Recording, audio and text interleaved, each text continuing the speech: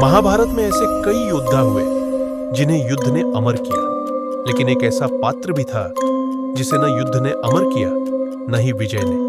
उसे अमर किया उसकी नफरत, उसका धैर्य और उसका दूसरा जन्म। नाम था शिखंडी। एक ऐसा नाम जिसने भीष्म जैसे अजेय योद्धा को झुका दिया। पर क्या आप जानते हैं कि शिखंडी असल में एक स्त्री थे? और वो स्त्री कौन थी?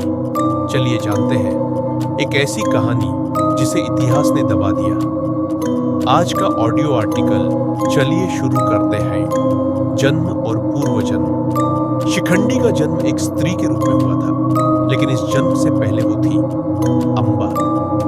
अंबा राजा काशी की पुत्री। जब भीष्म ने अपनी प्रतिज्ञा निभाते हुए उन्हें स्वयंवर से उठा लिया, अंबा ने अपने प्रेमी राजा शाल्व से विवाह करना चाहा, लेकिन समाज ने, धर्म ने और भीष्म ने उसे ठुकरा दिया।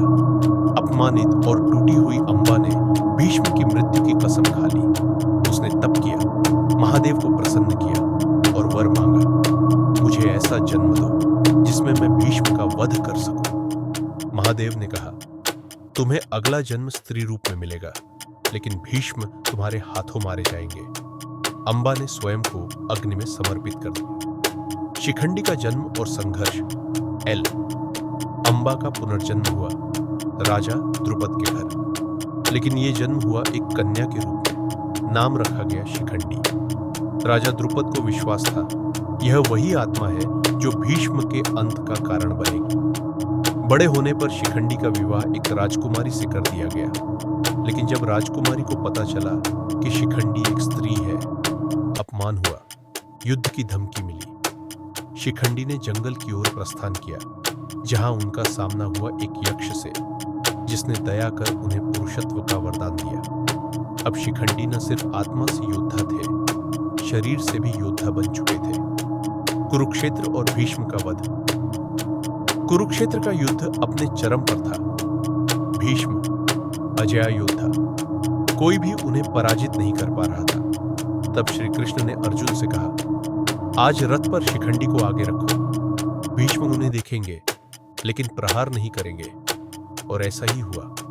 भीष्म ने देखा सामने शिखंडी है, उन्हें स्त्री समझकर शस्त्र नहीं उठाया। अर्जुन ने पीछे से बाणों की वर्षा कर दी और भीष्म धराशायी हो गए। ये वही क्षण था जब अंबा की प्रतिज्ञा पूर्ण हुई और शिखंडी की कथा इतिहास में दर्ज हो गई। समाज, धर्म और लिंग की सोच। शिखंडी केवल एक योद्धा नहीं थे, वो एक प्रतीक थे। लिंग भेद, सामाजिक अन्याय और धर्म के नाम पर स्त्री के अपमान के विरुद्ध उन्होंने न सिर्फ अपना लिंग बदला, बल्कि पूरे समाज की सोच को चुनौती दी। महाभारत का यह हिस्सा आज भी सवाल करता है, क्या किसी की पहचान सिर्फ उसके शरीर से होती है, या उसकी आत्मा, उसका कर्म और उसका संकल्प उसे परिभाषित करता है? युद्ध के बाद और निष्कर्ष। युद्ध समाप्त हुआ। भीष्म ने अपनी देह त्यागी, लेकिन शिखंडी की कहानी वही नहीं रुकी। उन्हें न कभी सम्मान मिला, न वो प्रसिद्ध हुए, पर एक प्रश्न छोड़ गए, जिसने धर्म के नाम पर स्त्री का अपमान किया, क्या वो धर्मात्मा था?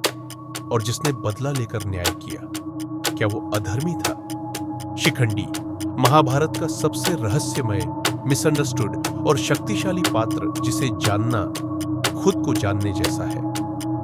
अगर आपको ये कहानी कुछ नया सोचने पर मजबूर करे, तो इसे शेयर जरूर करें, क्योंकि शिखंडी सिर्फ एक नाम नहीं, एक पूरा इतिहास है जो आज भी समाज को आईना दिखाता है।